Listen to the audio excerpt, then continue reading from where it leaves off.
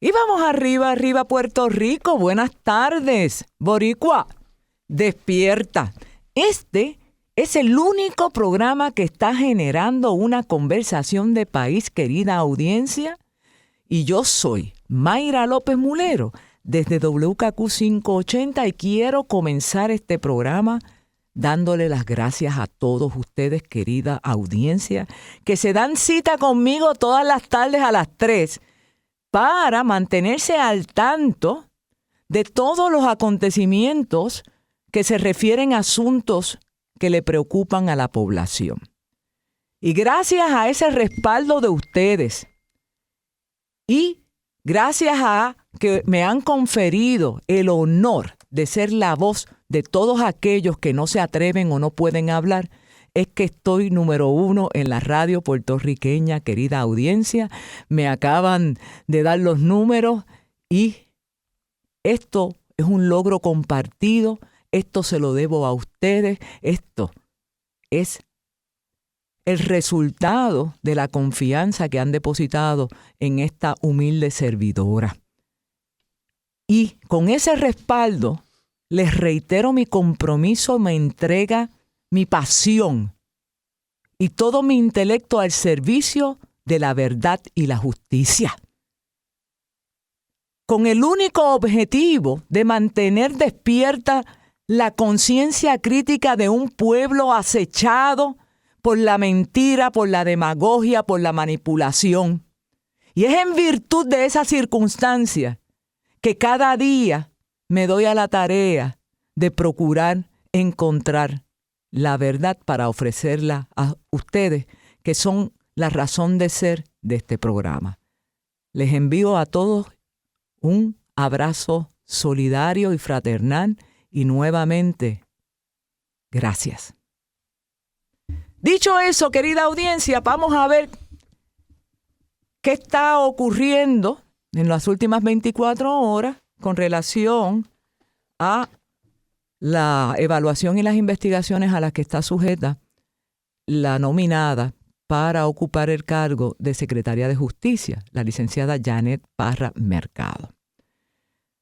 Pues, como les decía en el programa de ayer, el presidente del Senado no tiene prisa en descargar este nombramiento ante los serios cuestionamientos que se han levantado contra la nominada por acciones previas en su carrera como fiscal y, más recientemente, con acciones impulsadas por ella.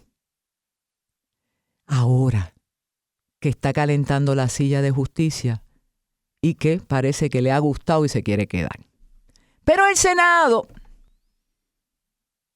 en el descargo responsable de su rol, ha decidido llevar a cabo un escrutinio muy riguroso que corresponde desde mi perspectiva a la seriedad de los señalamientos que se hace contra la nominada y que justifican que las investigaciones concluyan antes de que los senadores puedan expresar su sentir respecto a esta candidata a ser secretaria de Justicia bajo la administración de Jennifer González.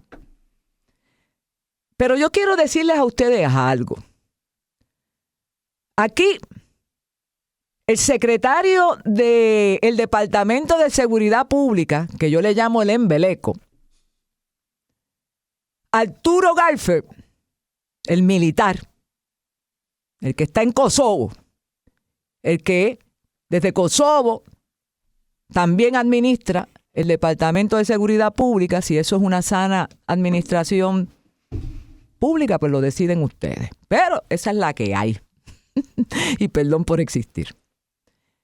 Pues Arturo Galfer se tomó la iniciativa, querida audiencia, de asumir jurisdicción sobre la conducta del jefe de escolta, Abdel Soto, creo que se llama. Ese señor que era el jefe de la escolta de Janet Parra, se tiró una maroma que le ha costado muy caro. Cuando se fue a buscarle información a Janet sobre la gente que estaban pasando por la oficina de Tomás Rivera Chat durante un proceso investigativo en curso. ¡Uy, qué serio! Nada más y nada menos, querida audiencia, que bajo el liderato directo del presidente del Senado, que fue fiscal y que se ha caracterizado a través de su carrera por demostrarle al país que cuando se propone ser incisivo, lo logra. Y en este caso, sus acciones hasta este momento, querida audiencia, demuestran que hay realmente un interés del presidente del Senado de conocer la totalidad del bosque cuando se refiere al carácter de la licenciada Janet Parra, que aspira a quedarse en la silla de justicia. Arturo Galfer, como les decía, asume la jurisdicción, ¿verdad? Y comienza una investigación ¿contra quién? Contra Soto, el jefe de escolta de Janet Parra, entre otras cosas. ¡Ay! Perdón por existir, pero sabemos, mucha gente sabe de la estrecha relación que existe entre Soto y Janet Parra. Y no viene de ahora. Hace unos añitos y se quieren mucho. Hay mucha confianza entre ellos. ¿Qué pasa? Yo hoy le pedí a la producción que llamaran al secretario de Seguridad Pública, Arturo Galfer, con el propósito de que me explique por qué razón él está asumiendo jurisdicción, en este caso, porque según el criterio de esta servidora, muy respetuosamente entiendo que a quien le compete hacer la investigación en cuestión es a Joseph González. Sobre todo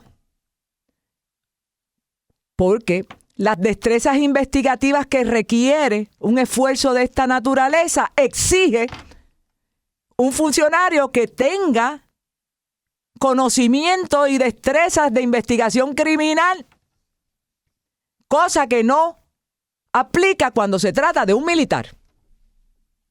De manera que yo, a través de este programa, les recomiendo con mucho respeto a el secretario de Seguridad Pública que este asunto le sea remitido a la Policía de Puerto Rico. Obviamente, no puede ser remitido al Departamento de Justicia, porque sería permitir que Janet Parra se investigara a sí misma.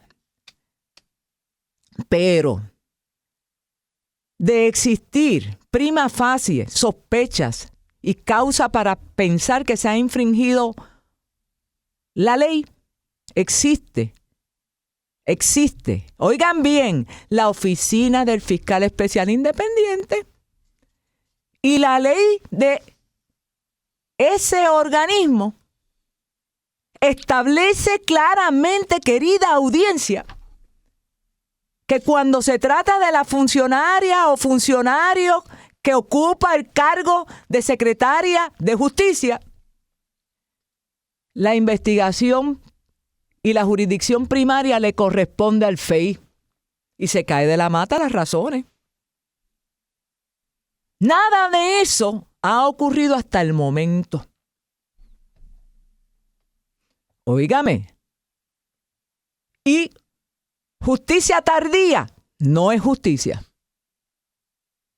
Y mientras se está debatiendo finalmente qué van a hacer con este escándalo, el tiempo pasa y el reloj sigue corriendo y las evidencias se contaminan, se cuadran testimonios, se tocan gente influyente que se refieren a estos asuntos como una novela.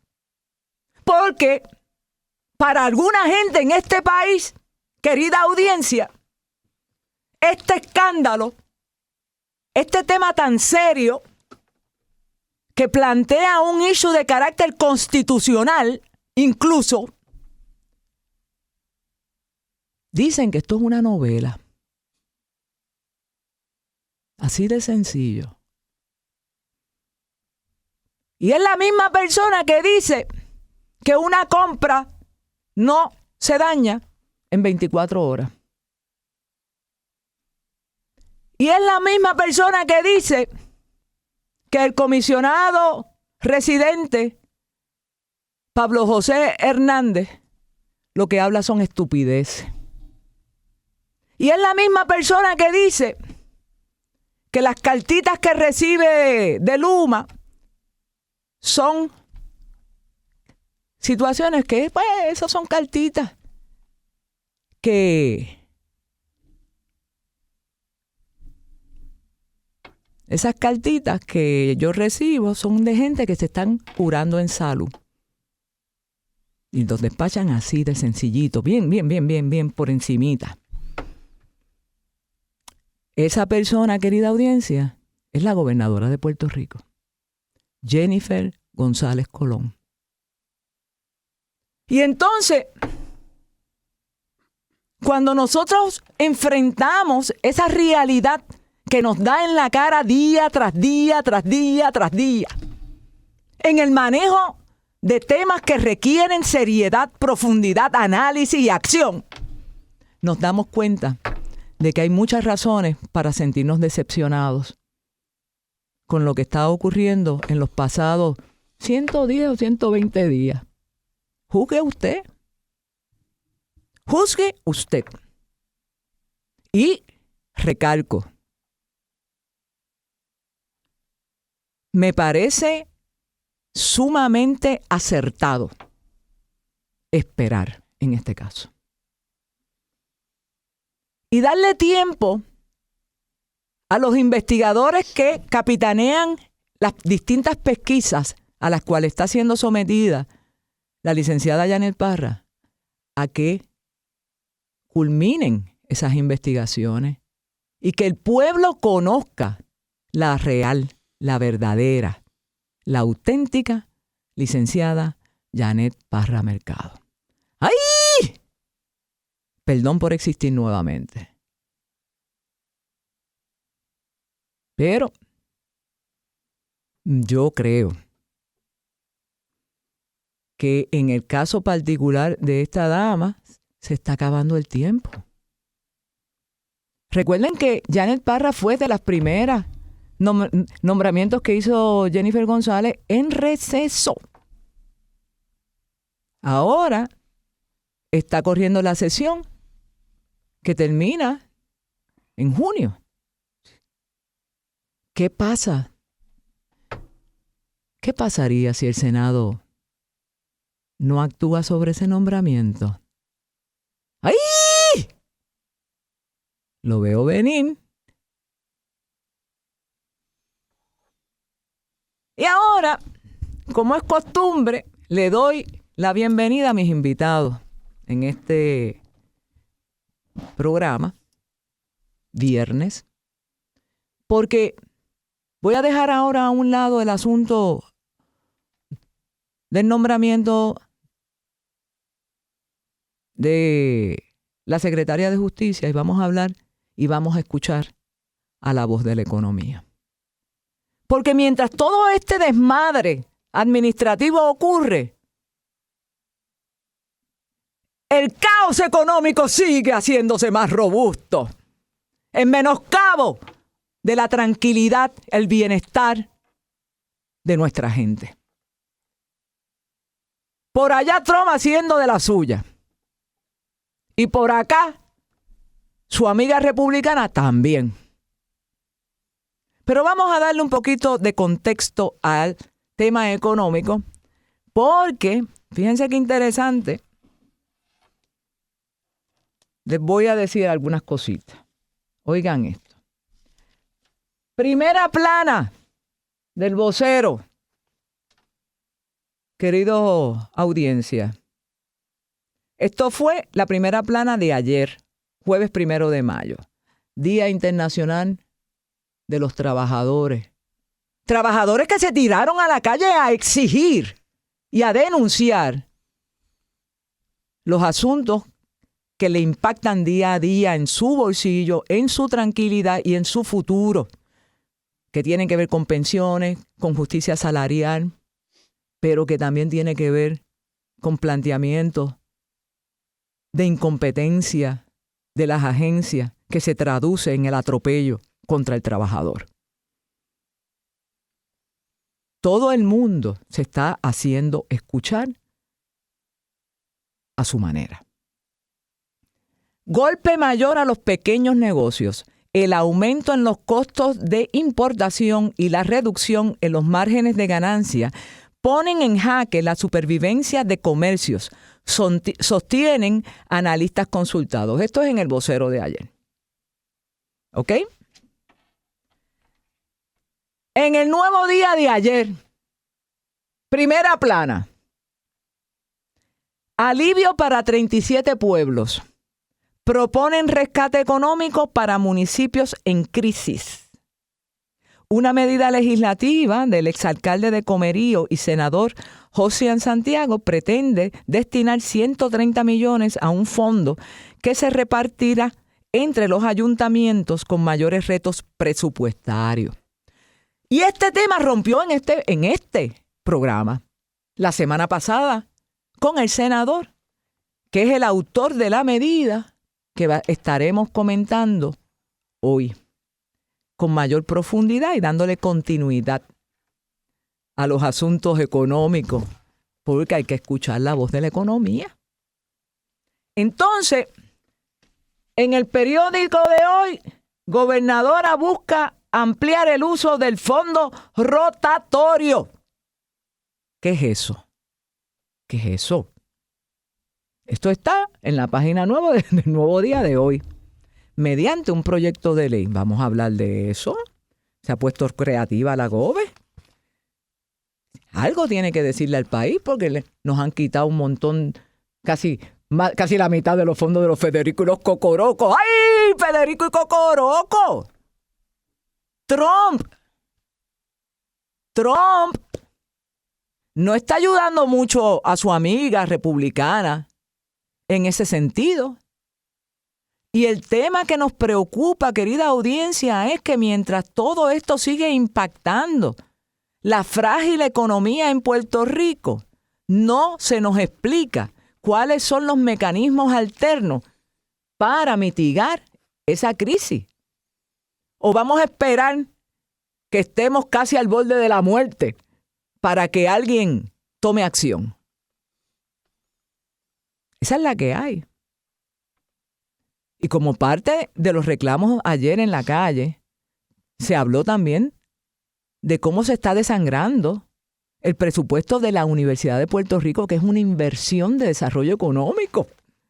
Entonces aquí hay un contrasentido. Y nos dicen y nos cantan y nos dicen esos cantos de sirena de que estaba todo bajo control. ¿En serio? Que está todo bajo control. ¿Será bajo el control de los colmillos? Porque eso sí que se están beneficiando. Pero los simples mortales cada día se ven en situaciones más precarias para atender sus necesidades apremiantes. En el tema energético ni les cuento. Ahí Luma está loco y pide más chavos y chavos y chavos y chavos y chavos y más chavos. 800 millones quiero porque tengo un problema con unas líneas que están dañadas. Y hay unos equipos que están destruidos. Pero mire, compay, si cuando ustedes llegaron a Puerto Rico, lo primero que hicieron en 9 meses de transición antes de firmar ese contrato fue inspeccionar cómo estaba la red. ¿Por qué? ¿O qué? ¿Qué pasó aquí? ¿Ah? Mira, bacalao. ¡Basta ya!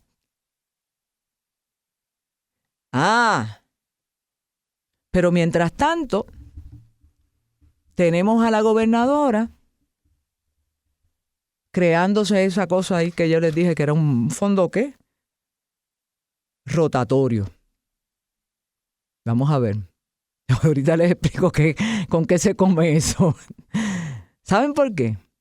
Porque ahora le voy a dar en esta ocasión la bienvenida oficial a el amigo, abogado y CPA Raúl Maldonado. Buenas tardes, ¿cómo estás, Raúl? Buenas tardes, aquí en medio de la tormenta perfecta. Qué increíble, ¿verdad? Increíble. Y tengo a Raúl y también que, como de costumbre, nos acompaña para manejar estos temas. Raúl, ¿cómo estás? Saludos, licenciada, y saludos, Puerto Rico. Óyeme, yo quisiera comenzar, ¿verdad? Un poco, y ¿verdad? Esta reflexión era necesaria, porque hay tantos componentes que abonan a la inestabilidad económica, algunos que son estrictamente financieros y otros que están salpicados por asuntos ajenos, como es la política y como es la corrupción, que desangra los recursos, el erario, donde están los recursos de los fondos públicos que se asignan para atender las necesidades de la gente. Y estaba mirando una noticia, esto fue ayer, donde se recoge el siguiente titular. Trump aún no han visto nada. Cierro la cita. ¡Ay, Dios mío! El presidente celebra los primeros 100 días de su segundo mandato con un meeting político. Entonces, el presidente hace alarde de que no hemos visto nada, que va a insistir en el tema de los aranceles y en las deportaciones masivas contra todo lo que él considera se aparta de su visión de la supremacía blanca. Y esto ya se ha ido desatando, porque fíjese que en lo último que ocurrió fue, por ejemplo, con Amazon. El dueño de Amazon, pues acostumbraba a cuando detallaba el precio de lo que te cuesta un producto, pues te pone el precio y separaban pues tanto por ciento de arancel. Y el consumidor sabe el impacto del arancel sobre el precio del artículo. Y Trump eso le molesta. Él no quiere que la gente sepan que los están saqueando. Raúl, háblame. Es una práctica bien incongruente porque tenemos un país que se ha destacado por su liberalidad con los empresarios, por darle libertad absoluta en la parte comercial. Y de momento tenemos una restricción absoluta ahora sobre cómo enseñar el desglose de cuál es el precio que el consumidor está pagando. Claro. Y esto más bien es un mensaje ideológico, utilizando la posición económica para crear una nueva ideología. En Estados Unidos esto es bien preocupante, ya que por primera vez, yo creo, en los últimos 100 años, una decisión de un presidente afecta a ciudadanos en todo el mundo. Claro. Esto no solamente en Estados Unidos. Y no solamente eso, Raúl, él se jacta de eso. El presidente hace alarde de que él va a poner en cintura a todas las economías del mundo. Y se autoproclama como la persona que tiene el control absoluto de la verdad en el tema económico a nivel mundial. Y habla ahora todavía está hablando de su interés de expansión imperialista con países soberanos. Canadá se quiere meter con Panamá. Quiere meterse también a comprar Groenlandia. Y él insiste en eso. Por esa ideología, motivada obviamente por una visión imperialista a nivel mundial, por primera vez está afectando a los que marcharon ayer, al ciudadano de a pie. O sea, esto es un tsunami económico y en Puerto Rico no nos estamos preparando. Estamos discutiendo asuntos en los medios que son humo y pantalla para que el pueblo no se dé cuenta de lo que está pasando realmente. Ahora mismo, no solamente no ha habido aumento en los salarios de los trabajadores, la inflación sigue subiendo. En el área de salud ha subido un 4%. O sea que para todas aquellas personas de edad avanzada que dependen En Puerto Rico, el área de salud y el área de educación está siendo bien impactado con los recortes de los fondos de los federículos Cocoroco, y surge también de la noticia de El Vocero que en el caso de Michigan se han registrado, ¿verdad?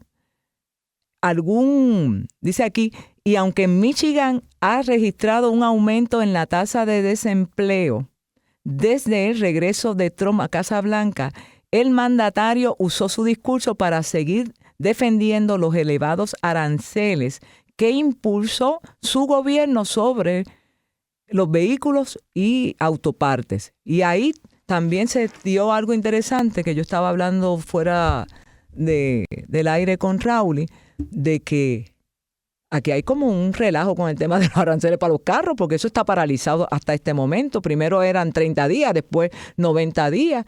Vamos a hablar de eso al regreso de la pausa, porque no nos callan, mi partido de Puerto Rico, no se me vaya nadie. Y regresamos a esta conversación de país. Me acompaña Raúl Maldonado y Raúl Maldonado, que es el hijo de Raúl y que todos conocen, a los dos, que son unos héroes de la patria. Eso es al margen. Pero estábamos antes de irnos a la pausa hablando sobre el asunto del jueguito con los aranceles de los carros. Y por ahí estaban todos los dealers ya haciendo promociones. No avancen y lleguen para acá antes de que nos impongan los aranceles, porque los precios de los automóviles se van a disparar, y eso incluye a todos, ¿sabes? No se crean que es a los americanos nada más, como dijo alguien por ahí. Compren carros americanos, en serio. Pero bueno, ese es el nivel de análisis. Seguimos. Entonces, ¿qué está pasando con eso? Porque un pasito para adelante, un pasito para atrás. Raúl, sí. Cuéntame. Se ha complicado más el tema, particularmente porque al subirle el 25% de los aranceles de los carros, adicional a eso, hay un 25% a los aranceles de acero. Uh-huh. So, aparte de que el carro te sube 25%, te va a subir también el acero. So, el precio del carro está en incertidumbre, y particularmente más en Puerto Rico, que también te incluyen los arbitrios de los autos. Pero no es solamente los vehículos. Una vez culmina la línea de producción, ¿verdad? Sino que a través de todo el ensamblaje de los automóviles se compran piezas que provienen de China, que provienen de otras partes del mundo. Y eso incluye a la industria automotriz americana. Correcto. La marca Ford, 80% de sus partes vienen de China, vienen de otros países. Lo que hizo el presidente fue que le va a dar un crédito de 3.75% del valor del vehículo a fabricantes que ensamblan en Estados Unidos por el primer año. El segundo año eso va a bajar a 2.75%. Y el tercer año 1.75%, y luego se elimina. ¿Pero quiénes son los que ensamblan Ford, carros? Tesla, todos los que son ensamblajes la americanos. Chevrolet, ese Correcto. tipo de cosas. Okay. Sí. Y para darle proteccionismo a las compañías estadounidenses. Y hay quien pueda decir que eso es una medida bastante usual en los gobiernos, de pretender de alguna manera, ¿verdad?, incentivar el consumo local de los productos locales. Pero eso es una cosa distinta a tratar de bloquear el flujo económico del libre comercio entre países, que es lo que está pasando con estas medidas de que está imponiendo el presidente. ¿Coincides conmigo, Raúl?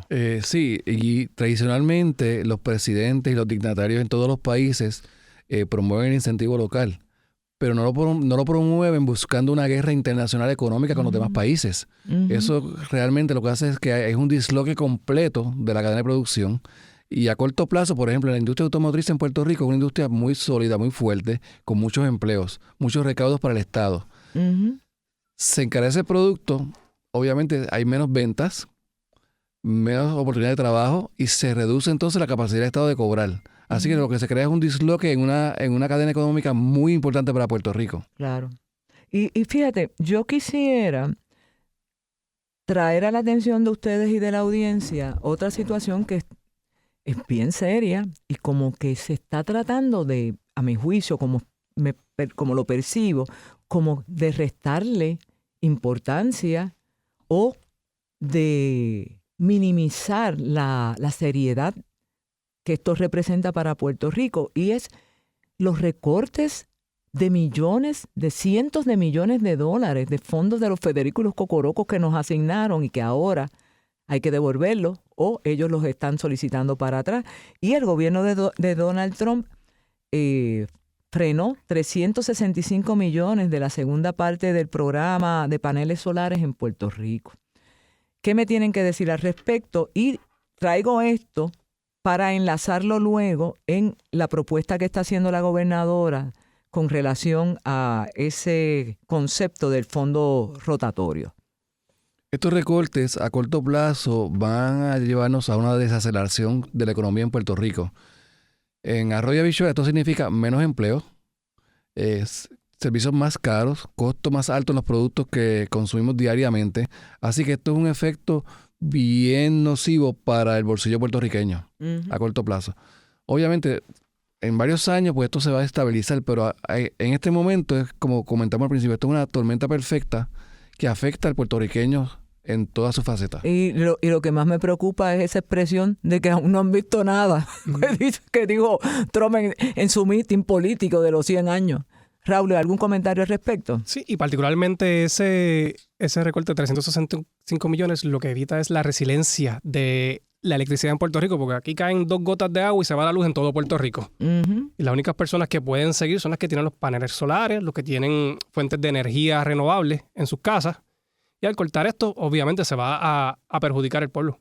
Fíjate que la cosa es tan y tan seria que hay una persona, el portavoz del Departamento de Energía de los Estados Unidos, expresó que están llevando a cabo una revisión a nivel departamental de todos, oigan bien, todos los procesos de subvenciones relacionados para garantizar el pleno cumplimiento de la ley, las órdenes judiciales aplicables y las prioridades de la administración Trump. En el caso de la Administración de Vivienda, el Departamento de Energía de los Federículos Cocorocos detuvo el proceso para acceder 83 millones que se le había asignado, que el gobierno de Biden le había asignado para promover la instalación de paneles solares y baterías de almacenamiento en los residenciales públicos. Ahí tienes otro cantazo. Y fíjate que se está dirigiendo a las poblaciones más vulnerables. O sea, el impacto, la medida de austeridad, por llamarlo de alguna manera, en lugar de dirigirla al opulento, la dirigen al que menos tiene. Eso es una cosa ridícula. Y nos dan números concretos de esa situación. Entonces dice que la fecha límite del Departamento de Energía Federal que estableció para concretar y finalizar estas subvenciones en el próximo 29 de abril del 2025. Ya eso pasó. Fecha en que está a la vuelta de la esquina y no hay indicación de que esto vaya a cambiar. Por eso es que es bien importante que la comunicación entre la oficina del comisionado residente y la gobernadora se restablezca. Todos estos son proyectos que van a seguir pasando durante esta administración de Trump. Pero si la gobernadora dice que ya no tiene ningún problema con Pablo, José. Ella le dice estúpido, pero ella dice no hay ningún problema, si yo puedo hablar con él. Ahora que no puede ser por cartita porque ya no está para esas estupideces, así que será por telepatía que se van a comunicar. Fíjate qué interesante, porque casualmente estaba leyendo yo una noticia, ¿verdad? En este tema que nos ocupa. Precisamente hoy, en el Nuevo Día, en la página 9, la gobernadora busca ampliar el uso de fondo rotatorio. Y este fondo rotatorio, básicamente, según yo entiendo, tú me corriges si me equivoco, Raúl, no es otra cosa que utilizar dinero estatal para que no se detengan la ejecución de los proyectos de construcción, porque por el tema de los Federículos Cocorocos, ¿verdad? Sigan trabajando, que después yo me encargo de que el FEMA nos reembolse lo que gastamos. Más o menos por ahí va la cosa.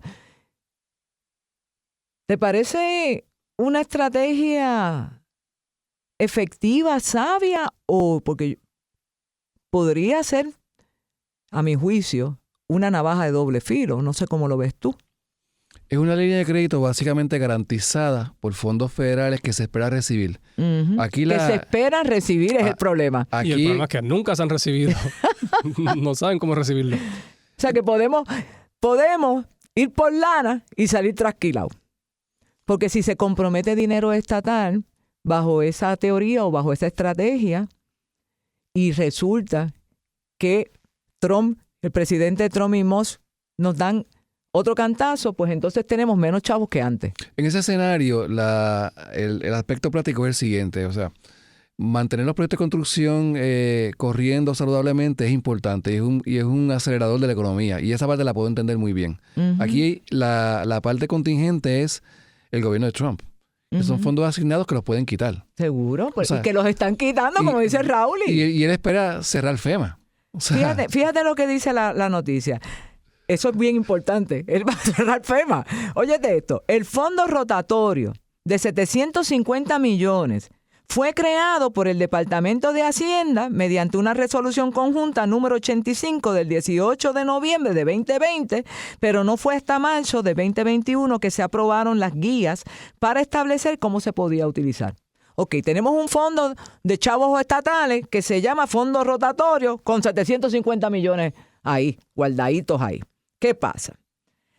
Esta medida o ese fondo busca adelantar, y estoy citando directamente de la nota de Gloria Ruiz Cuilan, del periódico de Nuevo Día de Hoy, querida audiencia, busca adelantar fondos mediante préstamos a agencias del gobierno central, corporaciones públicas, instrumentalidades y municipios antes de recibir partidas bajo programas de FEMA. Uy, es incierto. Una agencia que van a cerrar. Una agencia que van a cerrar. Entonces, la gobernadora incluso está considerando, ¿verdad? Habían unos dineros que se le habían asignado para adelantar unos proyectos de energía renovable y ella le está solicitando la posibilidad que esos chavos se reasignen para el tema de promover el asunto de generación, porque ella está casada con el gas natural y la gente que lo impulsa, que ella los quiere mucho. Esto me preocupa mucho porque sigue lloviendo sobre mojado.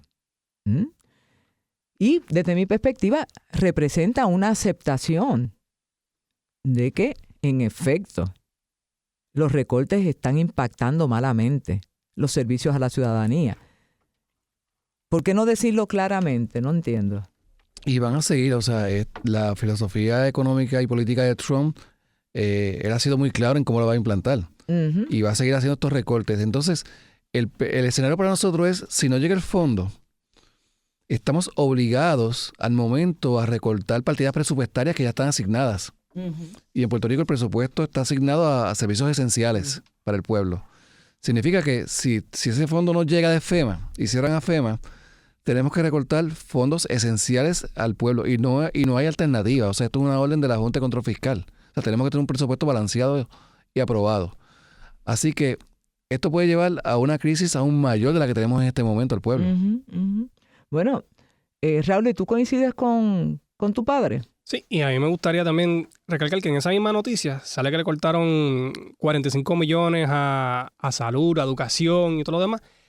Y también sale la noticia que hay 42 millones en el limbo de contratos que el Contralor establece que pagaron de más y tienen que recobrarlo y no saben cómo. Mira, que están a lo loco. Eso es bien importante lo que acaba de decir Raúl, porque la crisis económica se agrava con la incompetencia en el manejo de los trámites para accesar ese dinero.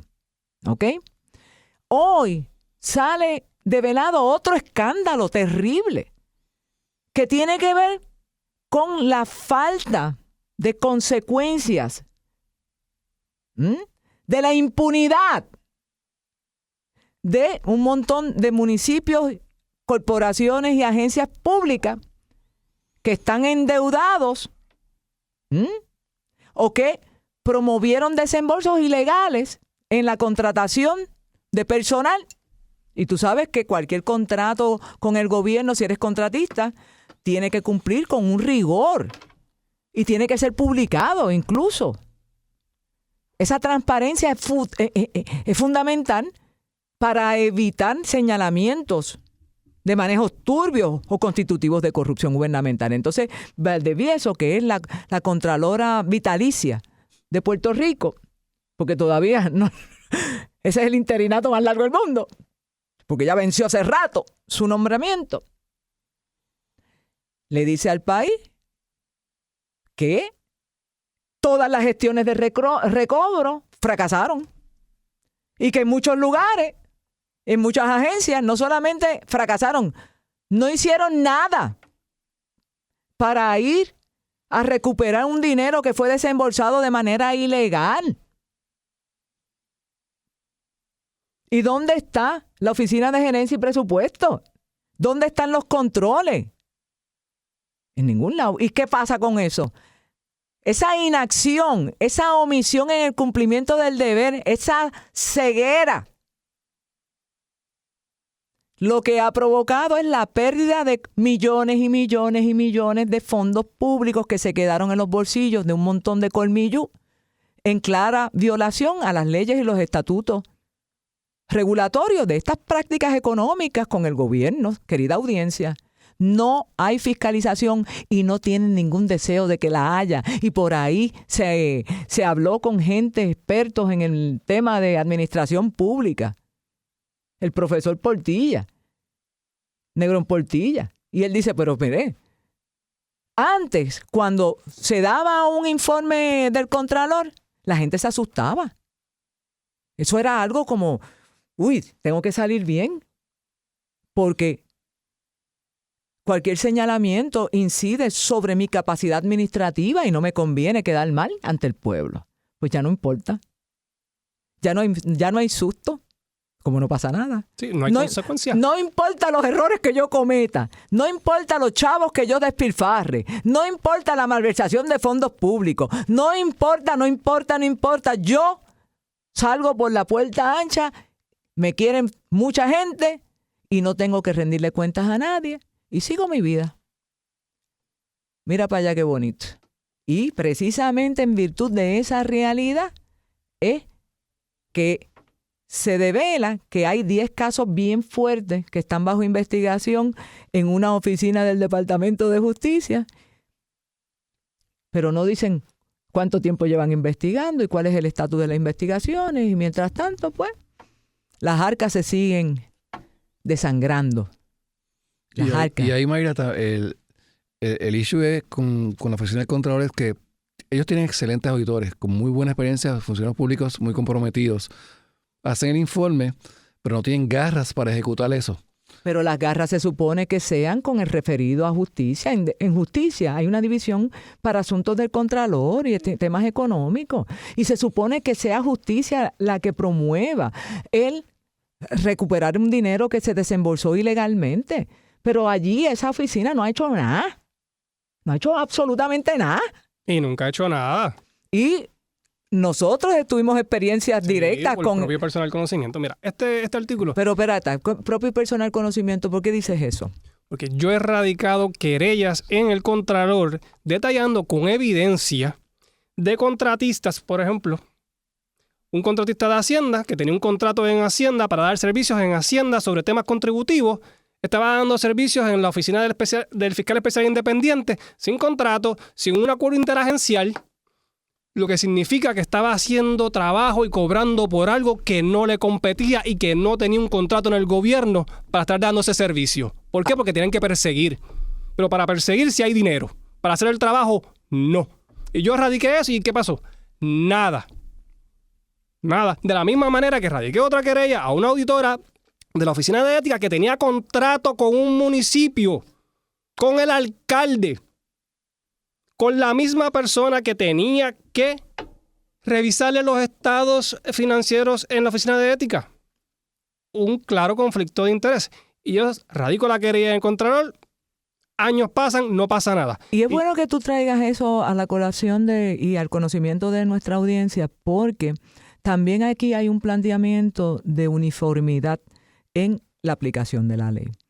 Y yo capto la frustración en tus expresiones y así se siente mucha gente allá afuera que nos está escuchando, Raúl, porque uno esperaría que esas agencias existen para servirle a la gente.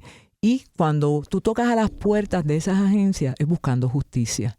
Y lo menos que te merece es un trato digno y el interés de atender seriamente ese reclamo. Pero aquí no pasa eso. Aquí lamentablemente tenemos agencias que han perdido la confianza del pueblo precisamente por estas situaciones.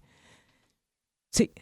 Y aparte del problema, vamos a promover una solución. Sí, aquí el Contralor, por ejemplo, esta noticia tiene 123 investigaciones y le hicieron referido a Raimundo y todo el mundo, a Justicia, a la Comisión Conjunta de la Cámara, del Contralor. Mira, publiquen en el website qué contrato, qué contratista lo hizo mal, la cantidad, hagan famosos a los que son corruptos o negligentes, porque ahora mismo no hay que enmendar ninguna ley, no hay que enmendar ningún protocolo. Si tú eres contratista de gobierno, cada agencia tiene un proceso de preintervención de facturas que van por el listado, que son alrededor de 30 requisitos que tienen que cumplir para tocarte el contrato, otro para revisar la factura del servicio que tú has dado, ver que estás en cumplimiento antes de sacar el pago. O sea, que paguen 42 millones, que no lo pueden justificar y tienen que hacer un recobro.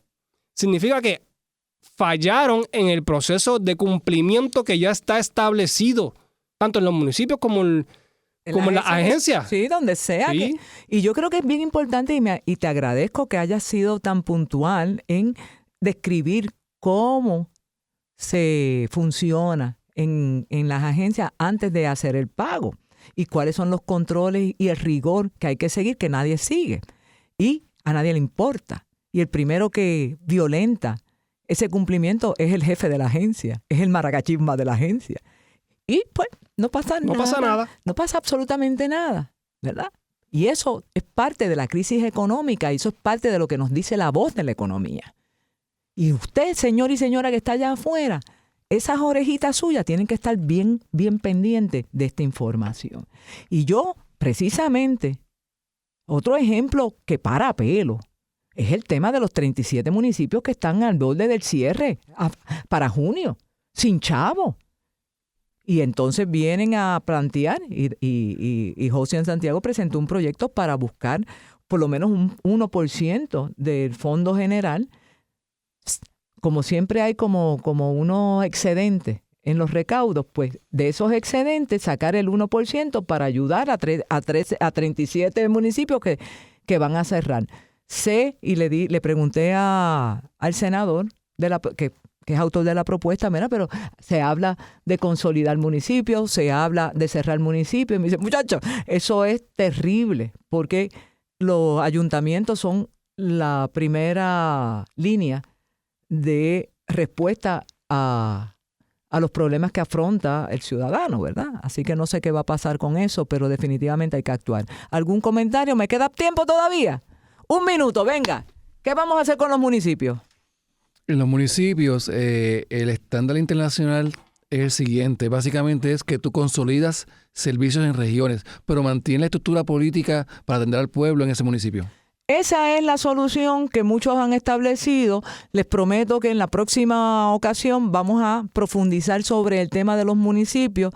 Y a usted, Raúl, y a don Raúl, gracias por ser parte de esta conversación de país, por permitirnos escuchar a través de ustedes la voz de la economía, que es esencial en este momento histórico que lamentablemente enfrenta el país y que requiere que nos unamos como pueblo a buscar soluciones de país más allá de asuntos chiquitos y pequeños. No nos callan, mi partido Puerto Rico. Buen fin de semana.